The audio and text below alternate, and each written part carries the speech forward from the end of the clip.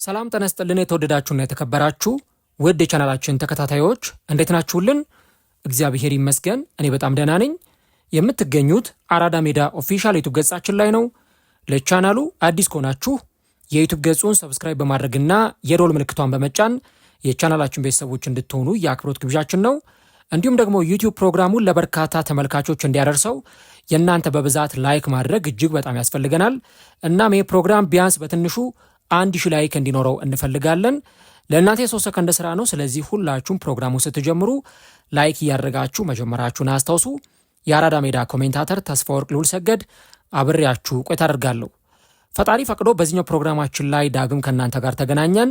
በዚህኛው ፕሮግራማችን ላይ ደግሞ ነገ ምሽት ከሚደረገው የስፖርቲንግና የአርሰናል ጨዋታ በፊት ወሳኝ የሆኑ አንኳር ነጥቦችን በቅድመ ትንታኔ ዳሰሳችን ወደ እናንተ የማደርስ ይሆናል ማለት ነው። እንግዲህ የቻምፒየንስ ሊግ ከሳምንታት ቆይታ በኋላ በዚህ ሳምንት ይመለሳል። አሁን ሩብ ፍጻሜው ላይ ደርሷል። እናም በሩብ ፍጻሜው ነገ 2 ከነገ በስቲያ ደግሞ 2 ጨዋታዎች ይከናወናሉ። ነገ ምሽት እጅግ በጣም በጉጉት የሚጠበቀው የስፖርቲንግና የአርሰናል ጨዋታ በፖርቱጋል የሚከናወን ይሆናል ማለት ነው። እና ይህ ጨዋታ ምን አይነት መልክ ይኖረዋል የሚለውን በዚህኛው ፕሮግራማችን ላይ እንመለከተዋለን። እስቲ አስቀድሜ አንድ ጥያቄ ልጠይቃችሁ እናንተ ተወዳጅ አድማጮችን። የነገውን ጨዋታ አርሰናል በምን አይነት ብቃት ሊወጣው ይችላል? አርሰናል ነገ ስፖርቲንግን አሸንፎ ስራውን አጠናቆ ይመለሳል ወይ? ጨዋታው ስንት ለስንት ይጠናቀቃል? ኮሜንት ላይ የገባችሁ ሀሳቦቻችሁን ልጽፉልን ትችላላችሁ። የሁላችሁንም ኮሜንት እመለከተዋለሁ። ስለዚህ የነገውን ጨዋታ ማን ያሸንፋል? ኮሜንት ላይ ሀሳቦቻችሁን ልታስቀምጡልኝ ትችላላችሁ። የነገው ጨዋታ ለአርሰናል ደጋፊዎች በጣም በብዙ መንገድ የሚተረጎም በብዙ መንገድ የሚታይ የጨዋታ መርሃ ግብር ነው። አንደኛ ጨዋታው የቻምፒየንስ ሊግ ውድድር ነው። አርሰናል እስከዛሬ ድረስ በታሪኩ ቻምፒየንስ ሊግን አሸንፎ አያውቅም።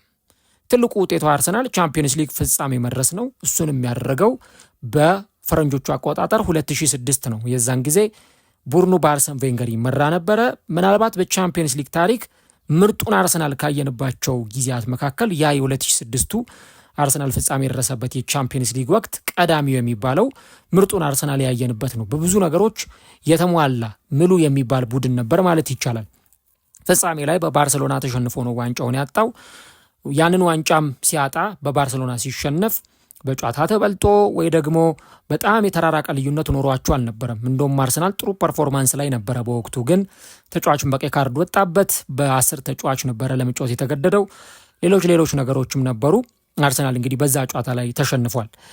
እንግዲህ አሁን አርሰናል በታሪኩ ትልቁን የቻምፒየንስ ሊግ ዋንጫ ለማሸነፍ ዘንድሮ ከፍተኛ ግምት የተሰጠው ቡድን ነው። እንደውም ቀደም አንድ ጽሑፍ ስመለከት ነበረ ዚ አትሌቲክ ላይ የቻምፒየንስ ሊግ ደረጃ ወጥቶ ነበረ። ከ1 እስከ 8ኛ ደረጃ ይውጣ ተብሎ ደረጃ ተሰጥቷቸው ነበረ እና በጣም የሚገርመው ስፖርቲንግ 8ኛ ደረጃ ላይ ነው የተቀመጠው። አሁን ከቀሩት 8 ቡድኖች ማለትም ሩብ ፍጻሜ ላይ ከቀሩት 8 ቡድኖች ስፖርቲንግ፣ ሪያል ማድሪድ፣ ባየር ሚዩኒክ፣ ባርሰሎና፣ አትሌቲኮ ማድሪድ እያልን የምንዘረዝራቸው ቡድኖች አሉ ሊቨርፑልና ፔዥን ጨምሮ እና ከነዚህ 8 ቡድኖች ስፖርቲንግ 8ኛ ደረጃ ላይ ነው የተቀመጠው።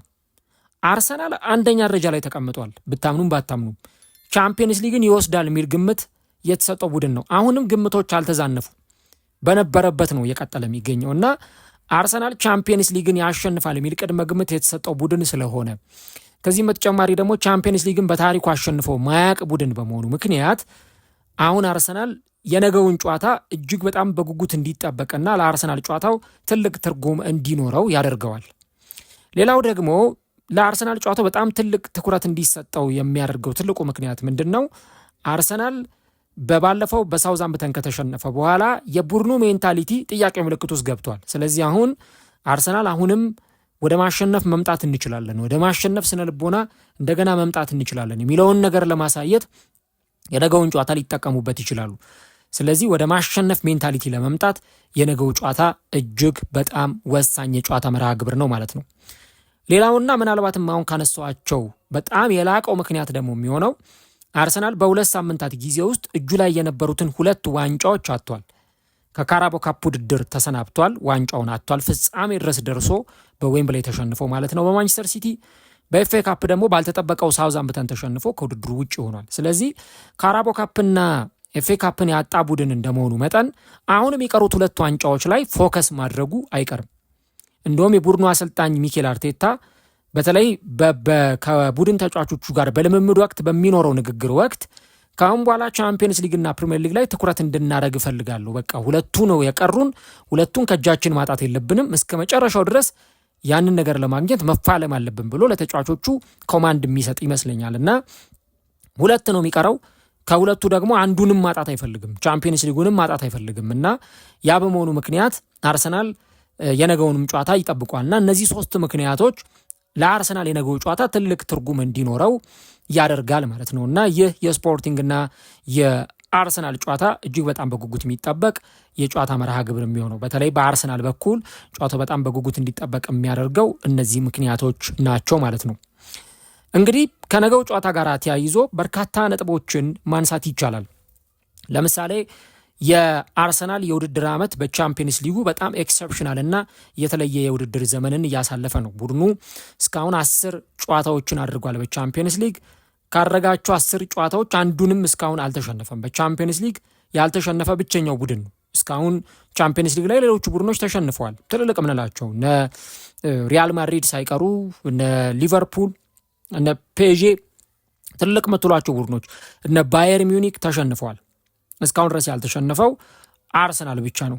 ስለዚህ በዚህ አይሸነፌነቱ በዚህ አይበገሬነቱ አርሰናል ለመቀጠል የሚፈልግ ቡድን በመሆኑ ምክንያት አሁን አርሰናል የነገውንም ጨዋታ ሲያከናውን ከስፖርቲንግ ጋር የማሸነፍ ከፍተኛ ቅድሚያ ግምት የተሰጠው ቡድን ሆኗል ማለት ነው። እና ይህንን ጨዋታም አርሰናል ያሸንፋል የሚለው ቅድመ ግምት እጅግ በጣም የበዛ ነው። እንደውም የኦፕታ ሱፐር ኮምፒውተርን ጽሑፍ ስመለከት ለአርሰናል ከፍተኛውን የማሸነፍ ቅድመ ግምት ተሰጥቶታል። 53.1 በመቶ አርሰናል ይህንን ጨዋታ ያሸንፋል የሚል ቅድመ ግምት ተሰጥቶታል ማለት ነው። እና ይህ አርሰናል በውድድሩ ላይ ምን አይነት ጠንካራ ፎርም ላይ ያለ ቡድን መሆኑን የሚያሳይ ነው ማለት ነው። እንግዲህ ይህንን ነገር እንዴት እስከ መጨረሻው ይዞት ሊቀጥል ይችላል ነገ የምንመለከተው ጉዳይ ይሆናል። ምናልባት በአርሰናል በኩል በየዓመቱ አርሰናልን ስንመለከተው ራሱን በደንብ እያሻሻለ የመጣ ቡድን ነው። ለምሳሌ አርሰናል ካቻምና ሩብ ፍጻሜ የደረሰ ቡድን ነበር። ሩብ ፍጻሜ ደርሶ በባየር ሚዩኒክ ተሸንፎ ነበረ። አርሰናል ያንን ውድድር እስከ ረጅም ርቀት ወይም ደግሞ እስከ ግማሽ ፍጻሜ መድረስ ሳይችል የቀረው። ከዛ በመቀጠል ደግሞ አርሰናል እንደዚሁ በባለፈው ዓመት እስከ ግማሽ ፍጻሜ ደርሶ በፔዤ ተሸንፎ ነው ከውድድሩ ውጭ የሆነው። ስለዚህ አንዳንድ ስቴፕ በየዓመቱ እየጨመረ ያለ ቡድን ስለሆነ በዚህኛው ሲዝን ደግሞ አርሰናል እስከ ፍጻሜ መድረስ አሊያም ዋንጫ ማሳካት የሚችል ቡድን ነው ተብሎ ይጠበቅበታል ማለት ነው። እንግዲህ የነገውን ጨዋታ በተመለከተ አንዱ በጣም በዚህ ጨዋታ ላይ በትኩረት ልንመለከተው የሚገባው ነገር በሁለቱ በኩል በተለይም ደግሞ አርሰናልና ስፖርቲንግ ባላቸው የእርስ በርስ ግንኙነት ታሪክ የትኛው ቡድን ደግሞ ትልቅ የበላይነት አለው ወይም ደግሞ የትኛው ቡድን ትልቅ የማሸነፍ እድል ይኖረዋል የሚለው ነገር አንዱ በጣም ትልቁ መነሳት የሚገባው ጉዳይ ይመስለኛል። በእርግጥ ሁለቱ ቡድኖች በቅርብ ጊዜ ላይ ሲገናኙ ተመልክተናል። በ2022-23 የውድድር ዘመን አርሰናል በዩሮፓ ሊግ በ16ቱ ጥሎ ማለፍ ከውድድሩ ውጪ ሲሆን አርሰናልን ከውድድሩ ውጪ ያደረገው የሩበን አሞሪሙ ስፖርቲንግ ነበረ። በዛ ጨዋታ ላይ እንደምታስታውሱት የመጀመሪያው ጨዋታ 2-2 ነበር የተጠናቀቀው። ከዛ በኋላ በመልሱ ጨዋታ ኤምሬትስ ላይ ማለት ነው አርሰናል በግራኒት ዣካ ጎል ጨዋታውን እየመራ ነበር። ከዛ በኋላ ያ ከመሃል ሜዳ አሮን ራምስዴል ላይ የተቆጠረውን ጎል ታስታውሳላችሁ። ጨዋታው 1-1 ቀጥሎ መደበኛው 90 ደቂቃም በዛ ውጤት ነበር ያለቀው። በጭማሪ 30 ደቂቃ ጨዋታው ሊያልቅ አልቻለም። ወደ መለያ ምት ጨዋታው አመራ። ማርቲኔሊ የመለያ ምት ያመከነ ተጫዋች ነበር። ስፖርቲንግ ወደ ሩብ ፍጻሜው አርሰናልን ጥሎ ያለፈ ቡድን እንደነበር ታስታውሳላችሁ። ከዚህ በተጨማሪ በባለፈው ዓመት ደግሞ እዛው ፖርቱጋል ላይ ተገናኝተው ነበረ ሁለቱ ቡድኖች በቻምፒየንስ ሊግ የምድብ ወይም ደግሞ የሊግ ፌዝ ጨዋታ ላይ ተገናኝተው አርሰናል ነበር ያንን ጨዋታ 5-1 በሆነ ውጤት ያሸነፈው። በዛ ጨዋታ ላይ እንደምታስታውሱት ሳካ ጥሩ ምሽትን ነበር ያሳለፈው። ሊያንድሮ ትሮሳርድ ጎል አስቆጥሮ ነበር። ማርቲኔሊ ጎል አስቆጥሮ ነበረ። የአርሰናል ተጫዋቾች በተለይም የአርሰናል የመከላከል መስመር ቪክተር ዩኬሬስን ከጨዋታ ውጭ ያደረገበት መንገድ እጅግ በጣም የሚያስገርም ነበር። እንግዲህ ስፖርቲንግ በባለፉት 7 ጨዋታዎች አርሰናልን ሲገጥም 4 ጊዜ አቻ ሲወጣ 3 ጊዜ ደግሞ የተሸነፈ ቡድን ነው ማለት ነው። ስለዚህ ያ የባለፈውን ዓመት ሽንፈት ጨምሮ ስፖርቲንግ ከአርሰናል ጋር በሚጫወትበት ጊዜ በጣም አስቸጋሪ ምሽቶችን የሚያሳልፍ ቡድን እንደሆነ ይታወቃል።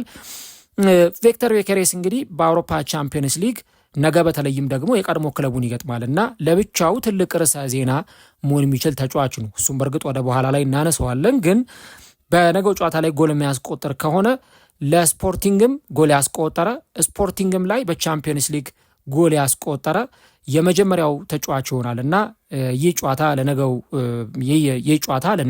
ጨዋታ ለዚህ ተጫዋች በተለይም በጣም ወሳኝ የሚባል ጨዋታ ይሆናል ማለት ነው። እንግዲህ አርሰናል በዚህ ጨዋታ ላይ ምን አይነት ፐርፎርማንስ ያሳያል? ከአርሰናል ምን ይጠበቃል? የስፖርቲንጎች ክፍተትና ጠንካራ ጎናቸው ምንድን ነው የሚለው እጅግ በጣም መለየት ያለበት ጉዳይ ነው። እንግዲህ አሁን በተለይም የስፖርቲንግን የባለፉትን ጥቂት ጨዋታዎች ስመለከት ነበረ፣ አንዳንድ ሃይላይቶችንም ሳይ ነበር እና በስፖርቲንጎች በኩል በተለይም ደግሞ በጣም ትልልቅ የሆኑ 2 ጥንካሬዎች ያሉት ቡድን ነው። አሁን አርሰናል እነዚህን ጥንካሬዎቹን በተከላካይ መስመር ተጫዋቾቹና በአማካይ መስመር ተጫዋቾቹ በኩል በደንብ መወጣትና መሸፈን ይጠበቅበታል። አንደኛው በስፖርቲንግ በኩል በቅርብ ጨዋታዎች ላይም ስንመለከት እንደነበረው ምናልባት ይሄ ዓመቱን ሙሉ የነበረውን ፐርፎርማንስን ብናይ የመስመር አጥቂዎቻቸው እጅግ በጣም አደገኛና አስፈሪ የሚባሉ ናቸው። ስፖርቲንጎች በተለይም ደግሞ ተጋጣሚዎቻቸውን ሲያሸንፉ አንድ እንደ መሳሪያ አድርገው የሚጠቀሟቸው የመስመር አጥቂዎቻቸውንና እንዲሁ ደግሞ ወደፊት ኳሶችን ይዘው የሚሮጡ የክንፍ አጥቂዎቻቸውን ይጠቀማሉ ማለት ነው። ይሄ አንዱ የቡድኑ ትልቁ ኳሊቲ ነው። በተለይም ደግሞ የባለፉትን ጨዋታዎቻቸውን ብትመለከቱ በባለፈው ያሸነፏቸውን ጨዋታዎች ብታዩ እነዛን አብዛኞቹን ጎሎች የሚያስቆጥሩት ከመስመር ላይ በሚነሱ ኳሶች ነው። ስለዚህ አሁን ለነገው ጨዋታ በተለይም ደግሞ በአርሰናል በኩል አንዱ ትልቁ የቤት ስራ የሚሆነው ጉዳይ በተለይም እንግዲህ ቲምበር በዛሬው ልምምድ ላይ አልታየም ተብሏል። ስለዚህ በእርግጥ አርቴታ ጋዜጣዊ መግለጫ ይሰጣል። እኔ አሁን ይህንን ፕሮግራም እየቀረስኩ ባለሁበት ሰዓት አርቴታ ገና መግለጫ አልሰጠም፣ ግን መግለጫ ሲሰጥ የምንሰማው ጉዳይ ይሆናል። እንግዲህ የትኛው ተጫዋች ይመለሳል አይመለስም የሚለውን ግን ቲምበር የለም። ስለዚህ ቲምበር ከሌለ አሁንም አርሰናል በቤን ዋይት ነው ጨዋታውን ሊያከናውን የሚችለውና ይሄ ነገር በአርሰናል በኩል ምናልባትም እጅግ በጣም ከባድ የሆነ ፈተና እንዲያጋጥመው ሊያደርግ የሚችል ጉዳይ ነው። ምክንያቱም ቤን ዋይት በባለፈውም ጨዋታ ላይ አርሰናል በሳውዛምፕተን ሲሸነፍ ሮዜ ስቱዋርት ያስቆጠራት ጎል ምንም እንኳን ቀጥታ የተጫዋቹ ስህተት ባይኖርበትም ነገር ግን ኳሱን በግንባር ገጭቶ እንዲያወጣ ይጠበቅበት የነበረ ተጫዋች ስለነበረ ያንን ነገር ባለማድረጉ ምክንያት አንደኛ ጣት ሲቀሰርበት የነበረ ተጫዋች ነው ማለት ነው። ስለዚህ ስፖርቲንጎች ብዙ ጊዜ በተለይም ደግሞ በሁለቱ መስመሮች በኩል ጄኒ ካታሞ እና እንዲሁ ደግሞ ፔድሮ ጎንካልቬዝ የተባሉ 2 ተጫዋቾች አሉና በጣም አደገኛ የሚባሉ የመስመር ተጫዋቾች ናቸው። 10 ቁጥርና 8 ቁጥር መለያ ይለብሳሉ። ጄኒ ካታሞ 10 ቁጥር ይለብሳል፣ ፔድሮ ጎንካልቬዝ ደግሞ 8 ቁጥር ማሊያ ይለብሳል። ስለዚህ እነዚህ 2 ተጫዋቾች በተለይም ደግሞ በመስመሮች ላይ ያላቸው ማጥቃት እጅግ በጣም አደገኛ በመሆኑ ምክንያት የስፖርቲንግ ማጥቃት ዘንድሮ እጅግ በጣም የተለየ መሆኑን ስንመለከት ነበረና እንደውም ባለፈው ፔድሮ ጎንካልቬዝ ስፖርቲንግ የሊግ ጨዋታውን ሲያከናውን ከሳንታ ክላራ ጋር በነበራቸው ጨዋታ ላይ 4-2 ጨዋታውን ሲያሸንፉ ጎል አስቆጥሮም የነበረ ተጫዋች ነው። ስለዚህ እዚህ ቦታ ላይ በጣም ጥንቃቄ ይፈልጋል። በአርሰናሎች በኩል የመስመር መከላከል ላይ ያሉ ተጫዋቾች እንግዲህ ሂንካፒም ይሰለፋል አይሰለፍም የሚለውን አብረን እናያለን። ያው ካላፊዮሪ መግባቱ አይቀርም በነገው ጨዋታ ላይ ሂንካፒ ማይኖር ከሆነ። ስለዚህ የሂንካፒና የቤን ዋይት ትልቁ የቤት ስራ ይሆናል። እነዚህ 2 የመስመር የሚሰለፉ ተጫዋቾችን እንግዲህ አሰልጣኙ የትኛውን ተጫዋች ሊያሰልፍ እንደሚችል እርግጠኛ ሆኖ መናገር አይቻልም፣ ምናልባት በግምታዊ ደረጃ ካላነሳም በስተቀረ። ነገር ግን ደግሞ በዚህ ቦታ ላይ የሚጫወቱት ተጫዋቾች በጣም ጠንካራ የሆነ ፐርፎርማንስን የሚያሳዩ ተጫዋቾች በመሆናቸው ምክንያት ምናልባትም ደግሞ የስፖርቲንጉ አሰልጣኝ የሪዩ ቦርገስ ዋነኛ መሳሪያዎች ሆናሉ ተብሎ የሚጠበቁት እነዚህ ተጫዋቾች ናቸውና አሰልጣኙ ይሄን ነገር ሲጠቀም አሰልጣኝ ሚኬል አርቴታ በተለይም ደግሞ በቤን ዋይት እና በካላፊዮሪ በኩል እንዴት ያለ መከላከል ሊያሳየን ይችላል የሚለው አንዱ ትልቁ የሚጠበቀው ጉዳይ ነው። ሌላኛው በስፖርቲንግ በኩል የምንመለከተው የቡድኑ ትልቁ ጥንካሬ የመሃል ሜዳ እንቅስቃሴያቸው ነው። እንግዲህ መሃል ሜዳ ላይ በተለይም ምርጥ የሆኑ የአማካይ መስመር ተጫዋቾች አሏቸው። ትሪንካኦ በዚህ ቡድን ውስጥ በጣም ጥሩ ፐርፎርማንስ የሚያሳይ ተጫዋች ነው። ባለፈው በነበረው የሊግ ጨዋታ ላይም ጎል አስቆጥሯል። አሁን 26 ዓመቱ ላይ ይገኛልና ዘንድሮ ወደ 43 ገደማ የሚጠጉ ጨዋታዎችን ያደረገ ከ3600 በላይ ደቂቃዎች ላይ ተሰልፎ የተጫወተና 12 ጎሎችን ያስቆጠረና 14 አሲስቶችን ያደረገ ተጫዋች ነው። በአጠቃላይ 26 ግቦች ላይ ቀጥተኛ ተሳትፎ ያደረገ ተጫዋች ነውና የስፖርቲንግ ማጥቃት በተለይም ደግሞ መሀል ሜዳው ላይ በጣም የተሻለ ሲያደርግ የምናውቀው ተጫዋች ነው። ይሄ ተጫዋች ብቻም ሳይሆን ከነሱ ጀርባ የሚሰለፈው ጃፓናዊው ሂዲማሳ ሞሪታ ይህም ተጫዋች እንደዚሁ ዘንድሮ 39 ጨዋታዎች ላይ ተሰልፎ የተጫወተ ተጫዋች ነው። እንዲሁ ደግሞ ሌላኛውም ተጫዋች እንደዚሁ ደግሞ ዳንኤል ሳንቶስ የተባለውም ተጫዋች እንደዚሁ በዚህ ቡድን ውስጥ እንደ አንድ ጥሩ አማራጭ አሰልጣኙ ሊጠቀሙበት ይችላሉ። ሌላው ደግሞ በባለፈው ክረምት በማንቸስተር ዩናይትድ በጥብቅ ሲፈለግ የነበረው ዴኒማርካዊው የ26 ዓመቱ አማካይ ሞርተን ሂውልማንድ ደግሞ እንደዚሁ ይህም ተጫዋች በመሃል ሜዳ ላይ በጣም ወሳኝ የሚባል ግልጋሎትን የሚሰጥ ተጫዋች ነውና ነገ እኔ መሃል ሜዳው ላይ በጣም ትልቅ ባትል ይኖራል ብዬ እጠብቃለሁ። ምክንያቱም በነገው ጨዋታ ላይ እንግዲህ ለአርሰናል ጥሩ ዜና የሚሆነው ዴክላን ራይስ ከጉዳቱ አገግሞ ተመልሷል።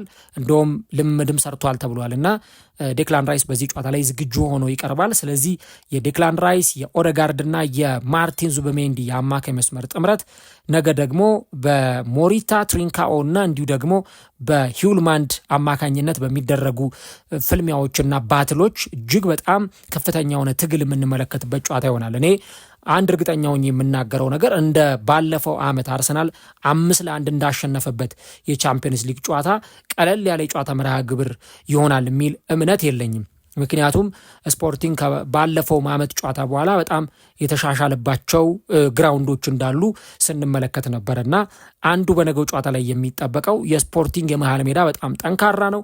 የአርሰናልም የመሃል ሜዳ ጠንካራ እንደሆነ ይታወቃልና እነዚህ የመሃል ሜዳ ተጫዋቾች እንግዲህ የሚኖራቸው ባትል እጅግ በጣም በጉጉት የሚጠበቅ ነው ማለት ነውና ይህ ቅድም ያወራሁት ነገር ቤን ዋይትና ካላፊዮሪን ብቻ የሚመለከት ሳይሆን የአጠቃላይ የአርሰናልን የመከላከል መዋቅርም በደንብ የሚፈልግ ይሆናል ማለት ነው።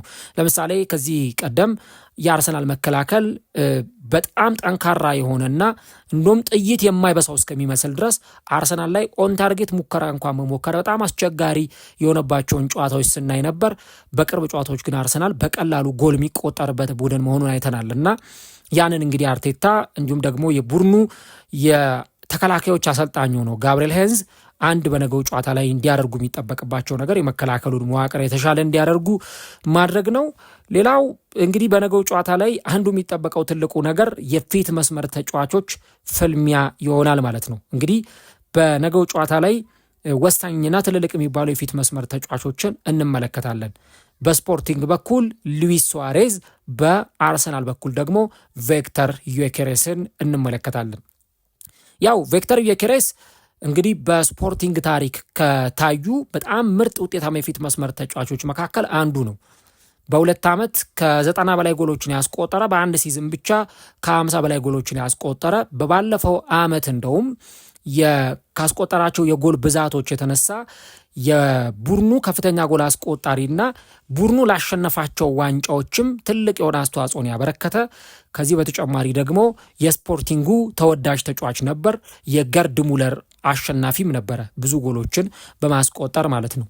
አሁን እንግዲህ ነገ ወደ ቀድሞ ክለቡ ይመለሳል እና ምን አይነት አቀባበል ይደረግለታል የሚለውም በራሱ እጅግ በጣም አጓጊ ነው። ምክንያቱም እንደምታውቁት በባለፈው ክረምት አንዱ በጣም አሰልቺ የነበረው ጉዳይ የቪክተር ዩኬሬስ እና የአርሰናል የዝውውር ጉዳይ ነበርና ተጫዋቹ ወደ ልምምድ አልመጣም፣ ልምምድ አልሰራም እስከ ማለት ደረጃ የደረሰበት የቡድኑ የስፖርቲንጉ የበላይ የሆኑት የቡድኑ ፕሬዝዳንት ፌዴሪኮ ቫራንዳስ ተጫዋቹን እስከ መቅጣት ደረጃ የደረሱበት፣ ተጫዋቹ ክለቡንም አይለቅም የቡድን ጓደኞቹን ይቅርታ መጠየቅ አለበት እስከ ማለት ደረጃ የደረሱበት ጊዜ ነበረ። እንደውም በኋላ ተጫዋቹ ወደ አርሰናል ሊያመራ በተቃረበበት ጊዜ ስፖርቲንግ የወዳጅነት ጨዋታ ሲያከናውን ትልቅ ባነር አሰርተው ስፖርቲንጎች ማንም ተጫዋች ከክለብ በላይ አይደለም፣ እኛ የምንጓዘው እኛን ብሎ ከኛ ጋር መቀጠል ለሚፈልግ ተጫዋች ነው እንጂ ከእንደዚህ አይነት ተጫዋቾች ጋር አብረን አንቀጥልም የሚል መፈክር ሲያሰሙ ነበርና ነገ ምናልባት በስፖርቲንግ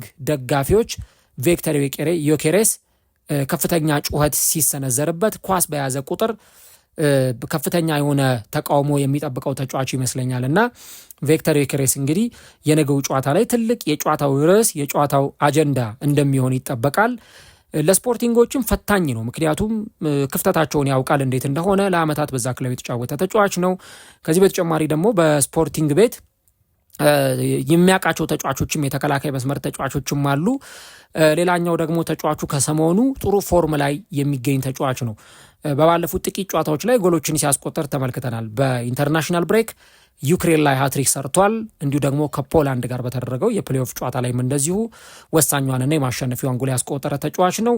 እንዲሁ ደግሞ ባለፈው በኤፍኤ ካፕ ምንም እንኳን ቢሸነፉም አርሰናሎች ተቀይሮ ገብቶ ሳውዛምፕተን ላይ ጎል ያስቆጠረ ተጫዋች ነው። ስለዚህ ባለፉት 3 ጨዋታዎች 5 ጎሎችን ያስቆጠረ ተጫዋች ነው እና አሁን ያለበት ፐርፎርማንስ ጥሩ የጎል ማስቆጠር መንገድ ላይ የሚገኝ ተጫዋች ነው። ስለዚህ አንዱ ነገ ደግሞ ስፖርቲንጎችን በጣም ይፈትናል ተብሎ ከሚጠበቁ ተጫዋቾች መካከል ይህ ተጫዋች ሊሆን እንደሚችል ይነሳል እና የነገው ጨዋታ በተለይም ደግሞ የቪክተር ዮኬሬስ ምሽትም ሊሆን ይችላል።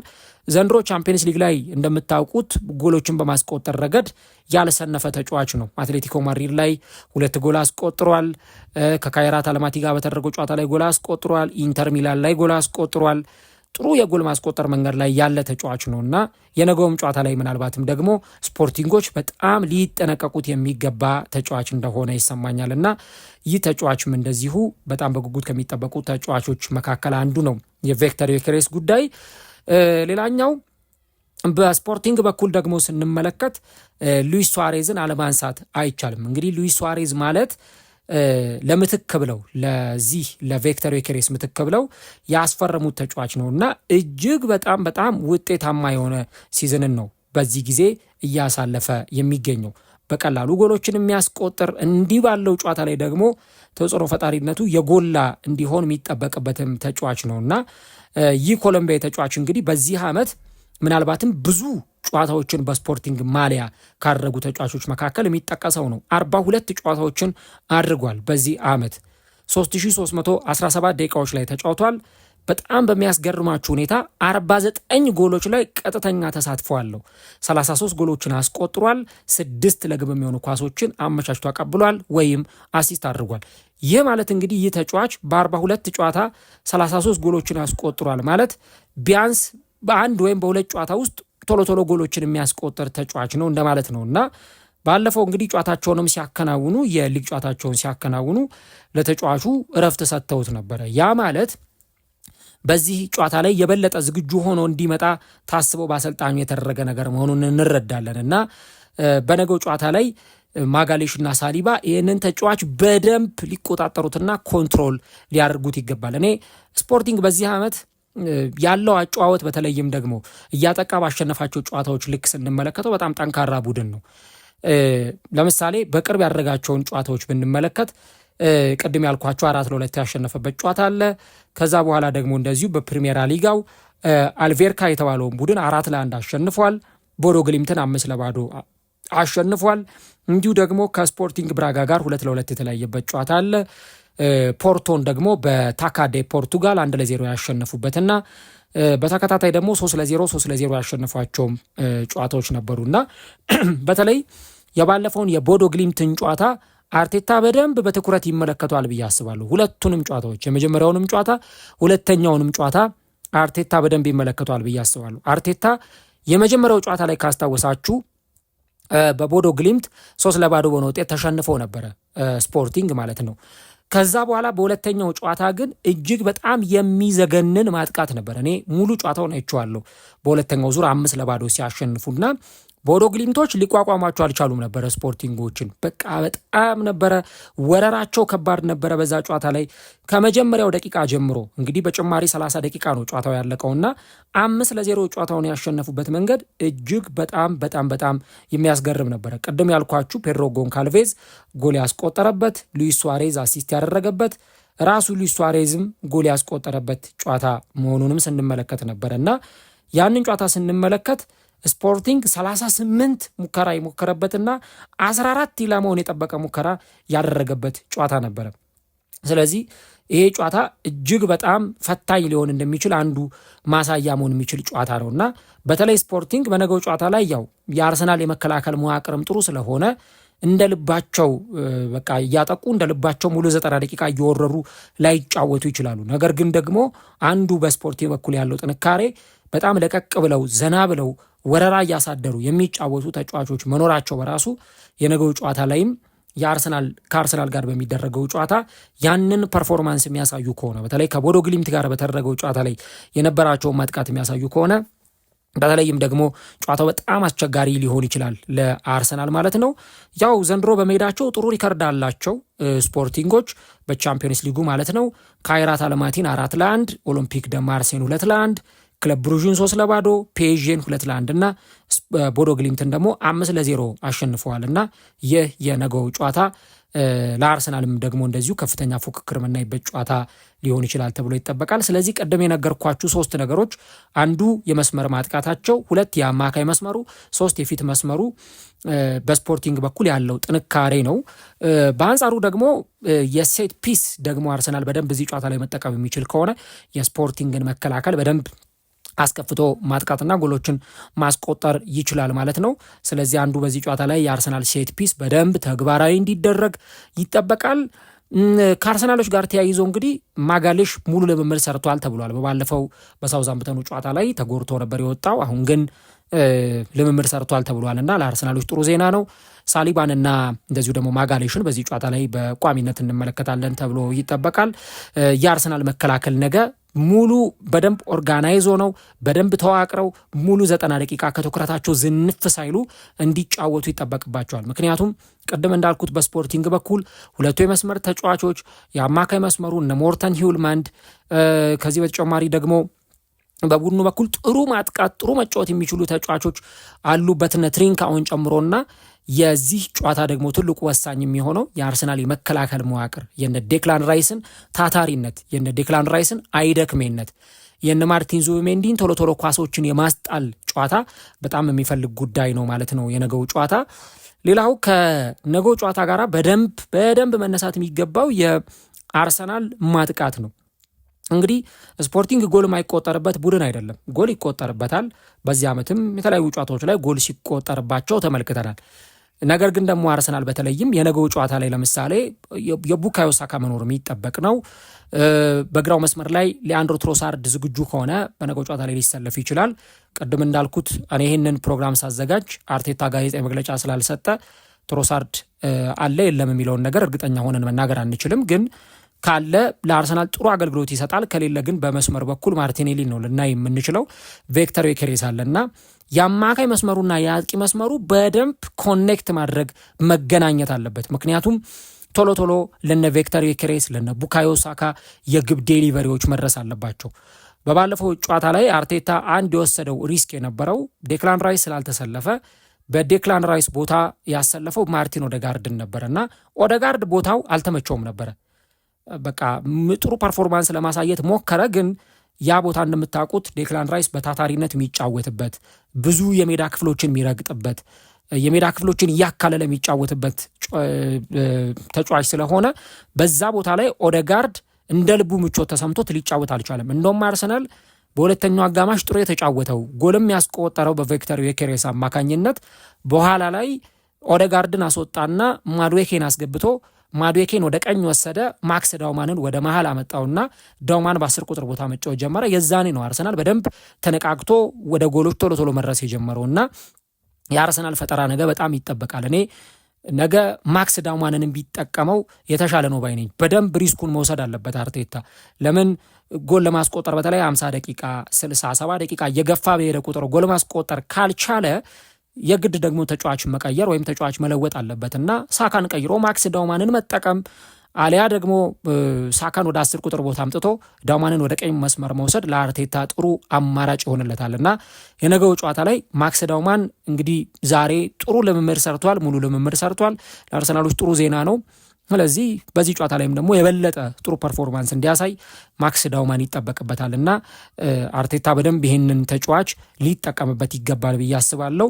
የስፖርቲንግ የተከላካይ መስመር ነገ ግርግዳ ሰርቶ ሲጫወት ልንመለከት እንችላለን። በቅርቡ እንደውም ከፖርቶ ጋር ያደረጉትን ጨዋታ ስንመለከት የፖርቶ ማጥቃት የስፖርቲንግ መከላከል ጋር ከፍተኛ የሆነ ፍልሚያ ሲያደርግ ነበር። ስለዚህ አርሰናል በዚህ ጨዋታ ላይም ያንን የስፖርቲንግን መከላከል ለመሰባበር በደንብ በነ ቡካዮ ሳካ በነ ዩኬሬስ በደንብ ፔኔትሬት እያደረጉ መግባት አለባቸው። ኦዴጋርድ ደግሞ በደንብ የፈጠራ ኳሶችን ወደፊት ይዞ እንዲገባ ይጠበቅበታልና አንዱ ይህንን የምንመለከተው በአርሰናል በኩል የምናየው አጫወት ሊሆን ይችላል። እንግዲህ እነዚህን ነገሮች በአርሰናል በኩል እንመለከታለን። ሌላው ከዚህ ከአርሰናል አጫወት ጋር ተያይዞ ወይም ደግሞ አርሰናል ከሚያደርጋቸው አጫወቶች ጋር ተያይዞ ለአርሰናል ነው ቅድም እንዳልኩት ትልቁ የማሸነፍ ቅድመ ግምት የተሰጠው። ምክንያቱም አርሰናል በቻምፒየንስ ሊግ አንደኛ ደረጃ ቅድመ ግምት የተሰጠው ቡድን ነው። ቻምፒየንስ ሊግን ያሸንፋል ተብሎ የተገመተ ቡድን ነው እና ይህ በቻምፒየንስ ሊግ ውጤት ረገድ በጣም ጠለቅ ያለ ግምት የተሰጠው ቡድን እንደመሆኑ መጠን ትልቅ የሆነ የማጥቃትና የመከላከል ስራ በነገው ጨዋታ ላይ ይጠበቃል። በተለይ ደግሞ የስፖርቲንግ የፊት መስመር ተጫዋች ሉዊስ ሱዋሬዝ ጥሩ የሆኑ ዴሊቨሪዎች የሚቀርቡለት ከሆነ ጎሎችን በማስቆጠር ረገድ የተዋጣለትና አይምሬ የፊት መስመር ተጫዋች ነው።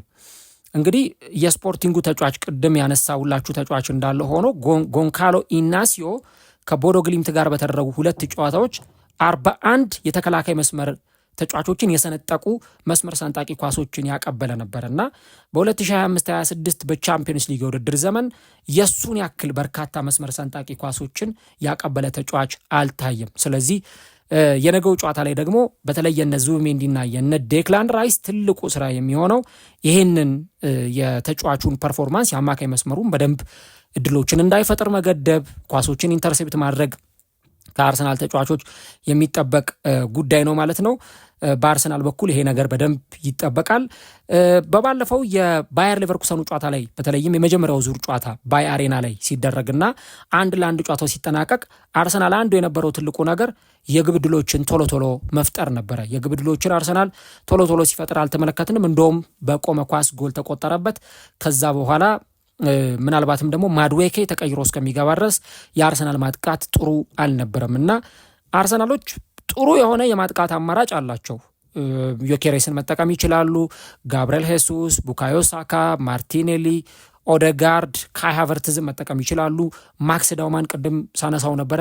እነዚህ ሁሉ ተጫዋቾች አሏቸውና የበለጠ ስፖርቲንግ ላይ ጎል ለማስቆጠር የተሻሉ ነገሮችን ማድረግ የሚችሉ ተጫዋቾች አሏቸውና ያን ነገር በደንብ በሚገባ ከተጠቀሙበት ጨዋታውን አሸንፈው የሚወጡበት እድል በጣም ሰፊ ነው። ቅድም እንዳልኩት አምና እዚህ ሜዳ ላይ መጥተው 5 ጎሎችን አስቆጥረው ወጥተዋልና የዘንድሮ ስኳድ ደግሞ ከአምናውን በጣም የተሻለ ነው። ስለዚህ ያን ነገር የማድረግ ትልቅ እድል ይኖራቸዋል።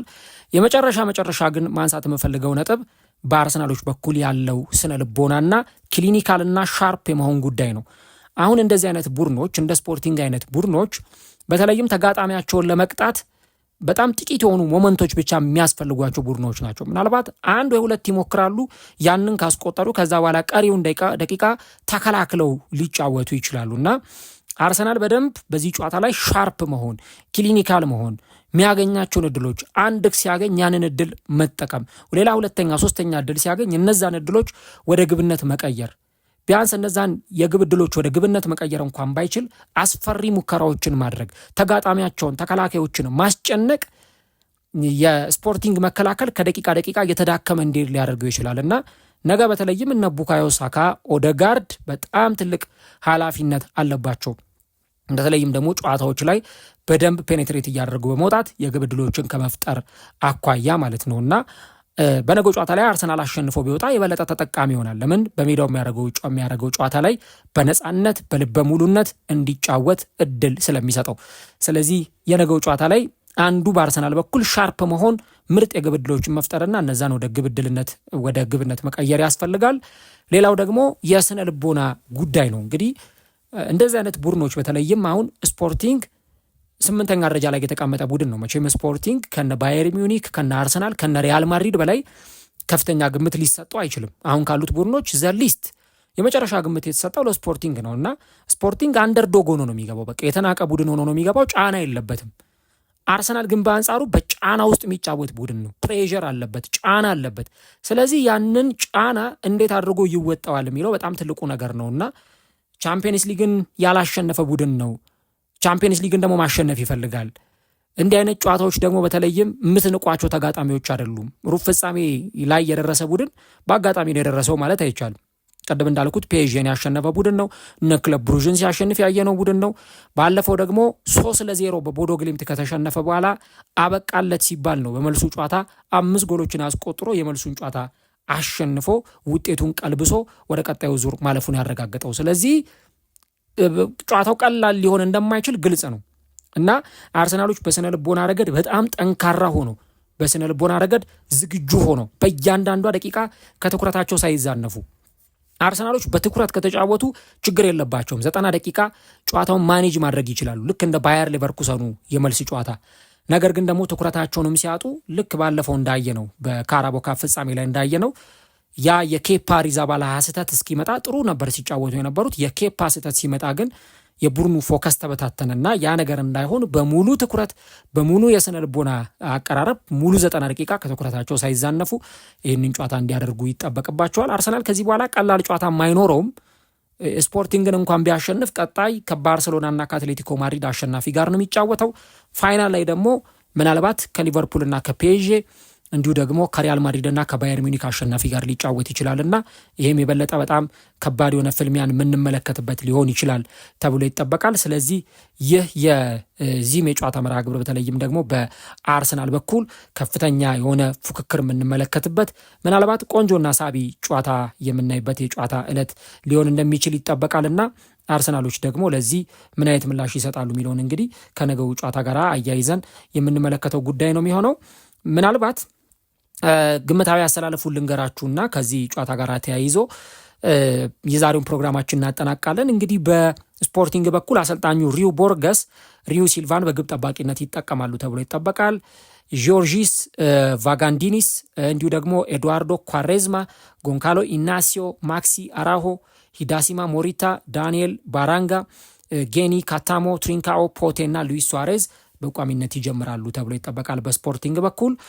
በአርሰናል በኩል ዳቪድ ራያ እንዲሁ ደግሞ ቤን ዋይት፣ ሳሊባ፣ ማጋሌሽ፣ ካላፊዮሪ፣ ዙብሜንዲ፣ ዴክላን ራይስ፣ ኦደጋርድ፣ ማርቲኔሊ፣ ሳካና ዩኬሬስ በቋሚነት ይጀምራሉ ተብሎ ይጠበቃል ማለት ነው። በዚህ ጨዋታ ቅድም እንዳልኳችሁ ለአርሰናል 53.1% ኦፕታ ሱፐር ኮምፒውተር የማሸነፍ ቅድመ ግምት ሰጥቶታል። ይህ ጨዋታ እንግዲህ ነገ ምሽት 4 ሰዓት በፖርቱጋል ይከናወናል።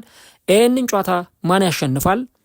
አርሰናል ጨዋታውን አሸንፎ ወደ ግማሽ ፍጻሜ ለሚያደርገው ጉዞ አንድ እግሩን ወደ ግማሽ ፍጻሜው ያስገባል ወይስ በነገው ጨዋታ ላይ ስፖርቲንግ ያሸንፋል ወይስ ጨዋታው ደግሞ በአቻ ውጤት ይጠናቀቃል የሚለውን ኮሜንት ላይ ሀሳቦቻችሁን ልታስቀምጡልን እንችላላችሁ። ለማንኛውም አርሰናል እንግዲህ የሁለት ዋንጫ ጉዞውን ደግሞ ነገ የሚያስቀጥልበት ይሆናልና በቻምፒየንስ ሊግ ታሪክ ለመስራት ቻምፒየንስ ሊግ አሸንፎ እንደገና ታሪክ ለመስራት የሚያደርገውና የቻምፒየንስ ሊግ ከላይ ያለውን ነገር የሚገፍበትም ስለሆነ የነገው ጨዋታ ለመድፈኞቹ በጣም ትልቅ ጨዋታ ነው። ኢቭን ከዚህ በኋላ የሚያደርጉት ጨዋታዎች እያሸነፉ በሄዱ ቁጥር የተጫዋቾቹ ስነ ልቦና ከፍ የሚልበት፣ ለዋንጫ የበለጠ የተጠጉ የሚሄዱበት፣ ለፕሪሚየር ሊጉም ተስፋ የሚያደርጉበት ነው። ይህን ጨዋታ ባሸነፉ ቁጥር ለፕሪሚየር ሊጉ ተስፋ እያደረጉ መሄዳቸው በጣም ይጨምራል። ያንን የሚያሳኩበት ነው። ስለዚህ እያንዳንዱ ጨዋታ ለአርሰናል ትኩረት የሚደረግበት ነውና ኮሜንት ላይ ሀሳቦቻችሁን አስቀምጡልን። ነገ ምሽት እንግዲህ 4 ሰዓት ወሳኙን ጨዋታ በቻምፒየንስ ሊግ እንመለከታለን ማለት ነው።